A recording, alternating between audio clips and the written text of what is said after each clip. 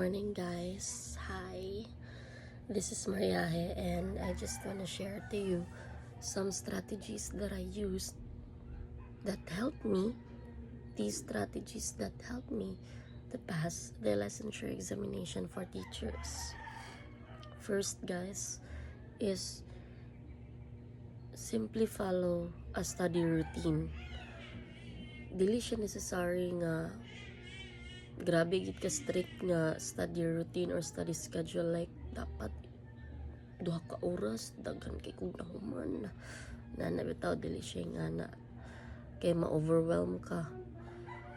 You just simply have 1 hour or 30 minutes in a day ma-focus ka. Okay? Focus ka sa imong gibuhat, focus ka sa imong gitun-an. Either nagbasa ka or nag-answer kag practice tests. Just focus. Focus nga kana ra gyud imong gihuna-huna. Guys, I know nga lisod kayo i-focus kay tungod sa pressure nga imong hunaon. Pero always gyud imong hunaon guys nga kung dili ko mag-focus karon, kung dili ko mag-focus ani nga butang ug huna-huna, kung dili ko mag-focus og tuon ani karon, ani practice test, walay masulod sa akong utok. So masayang ra ang akong oras. So dapat guys, magtuon gud mo og focus. Kamoy abi-abi sa inyong self. Kamoy encourage sa inyong self na self. Let's have 1 hour or kamo pananghira inyong self. Kamoy ingon sa inyong self nga mag-focus sa taron. Inana, ha? Focus sa taron. Kay nga no, mao nang importante kaayo guys. Pray gid guys kay ngano mag-pray before mag-study kay ngano matagan nimo og oras imong kagalingon nga ma-reflect nga ay kailangan di ko mag-pray mag-study gyud, mag-study, magtuon. So ask for His divine grace nga i-guide kaniya sa imo ang pagtuon, mahatagan kag focus, concentration sa imong pagtuon para ma-rewire ang imong brain nga magtuon gyud ay ka. Mag-ask ka sa iyang guidance gyud kay matabangan jud ka ni Lord ana. Okay? Auto siya guys. Mag-follow og study routine, bahala. Dili lang gyud siya stricto, basta kay everyday lang gyud siya. Everyday na kay natun-an or na-take na practice test. Make a study routine and then pray. Pray first before studying, okay? Second tip guys is focus on understanding, not memorizing. Yes guys, sabta ang imo ang basa, sabta ang imo ang mga mistakes sa imong practice test. Ayaw lang basta-basta memorize, kaya ang ending ana ma short term memory ra gyapon imong magamit anang pag-memorize. So dapat i-understand gid nimo ang behind the process, ang term, ang words, ang meaning sa words, ang meaning sa tanan nga imo ang gipang study. Dili lang kay gabasa-basa lang ka nana bitaw. So ano siya guys, if magbasa ka, ayaw lang pugbasag ka isa, kay I swear dili gid na masulod sa imong utok diretso ang imong gibasa. You have to read it twice and then make sure nga sa second reading naa na kay natun-an. Okay? So mao gyud na akong tip number 2 nga you understand what you practice, you understand what you read, dili lang kay mag-memorize. Napod ba yay mag-memorize ana sabot nag sa general education, dagan kay mag-memorize sun ana. But understand, samot na sa professional education ug sa majorship ninyo, kumbati gid mo ana og tuon.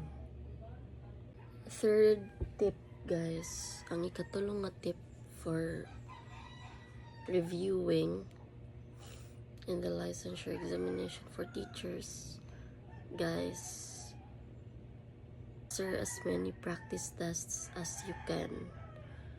Kay mao na ang nakatabang sa kuang mag-identify sa mga weak areas nako. Like for example sa proof ed, dugay gyud kaayo na mao gina ang pinaka dugay nako nga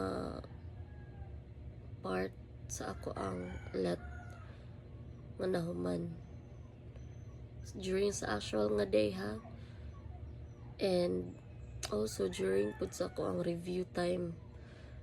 Mao gina akong gigahinan og taas kaayo nga panahon sa pag-review kay ngano it takes critical thinking skills gyud ba, grabe gyud, baidon gyud ang imong utok sa proof ed.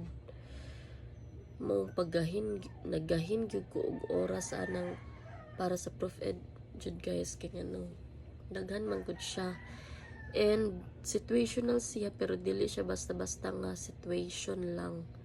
Mag-answer gyud kag kanang the best of the correct answer. Okay?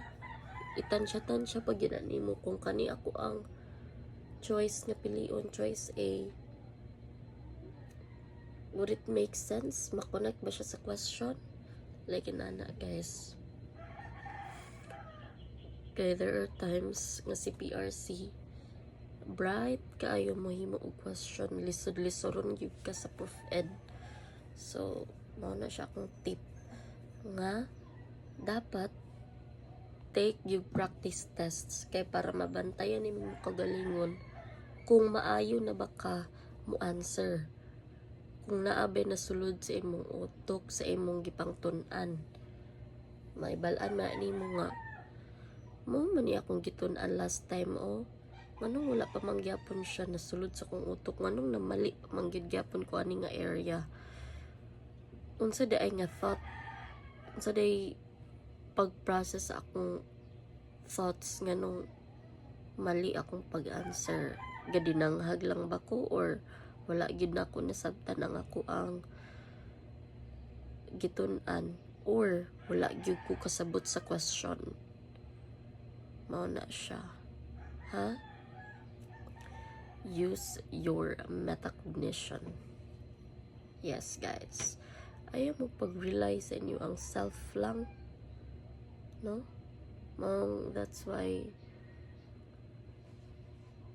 I highly recommend nga mag-pray and then use your metacognition. You understand your own thought process. Makatabang kaayo siya guys. And the last but definitely not the least, ang fourth tip guys is to take care of yourself. Guys, take care of yourself. Kaya ano, ang tao nga nakapalibot sa imuha, maski imong family, imong friends, wala na sila kabalo sa imong struggle. Sa imong struggle to wake up early kay para lang yun magtuon. Struggle kaayo na siya guys. Mong ikaw ra gyud sa imong kagalingon, ampingan gyud na nimo, ampingan nimo imong self, mukaon og tarong, inom og water jud guys. Ay mo sigig soft drinks sa water gyud. And then if naamoy nakita nga improvement sa inyong self, if naamoy nakita nga progress within the day, Then go celebrate. Bahala, gamay lang good. Upalit ko gamay nga or regular na iced coffee. Kay nakapasar ko sa ako ang ethics nga practice tests. Nana ba? So, mana siya guys. Take care of yourself. Kay mangluod ra ba dyan na. Okay? So, go for it. Laban. Ako'y giingon sa inyo Di ba mag-pray mo? Mag-pray mo sa liga ang Ginoo. Og ang akong last nga tip. Remember, ang pagpasar sa let, dili lang ang pinaka-smart na person. Pagka kung unsay magpapasar sa imo ang imong disiplina, ang imong consistency, ang imo ang commitment sa imo ang pagtuon, ug ang imong perseverance to really pass the let. Dili siya tiaw-tiaw. Kinaabi gina, it's either ma-fail or makapasar. Mao gid na imong hunahon. Okay? Tarungon jud na nimo imong self. Imong determination maunay mo papasar sa imo Dili ang ka-bright. Okay?